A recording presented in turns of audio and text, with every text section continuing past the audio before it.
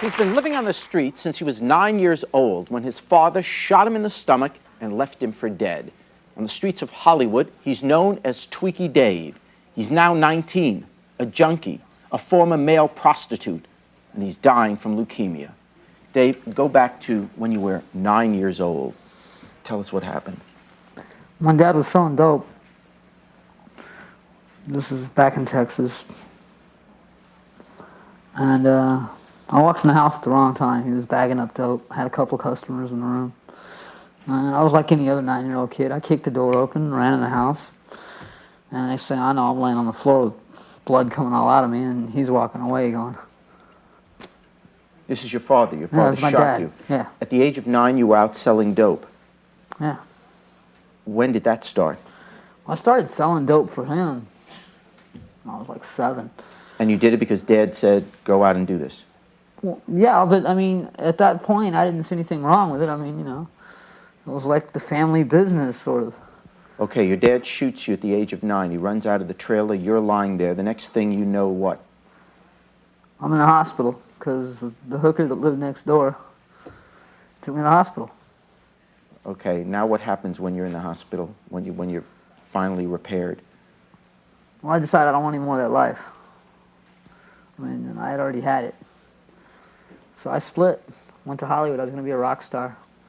You're 9 years old.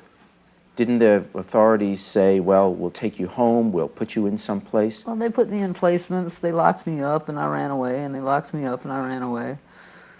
I mean, at 9 years old, I wasn't officially a criminal. I hadn't done anything wrong but survive. I didn't trust anybody enough at that point in my life. Tell me about the life on the street. I've done just about everything you can imagine. Actually, you can't imagine some of the things I've done to survive. Such as? I've been into prostitution since I was 10 years old. I mean, when I say prostitution, I mean exactly that. I mean, I was having sex with guys when I was 10 years old.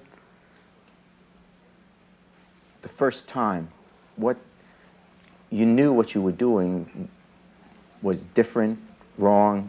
Yeah, I knew. I mean, guilt's just about killed me half my life. I mean, leukemia and drugs aside, guilt will kill me faster than anything else will. But I had to survive. I mean, I trusted no one. I trusted nothing. And at least, if I had sex with somebody for money, I had something to eat.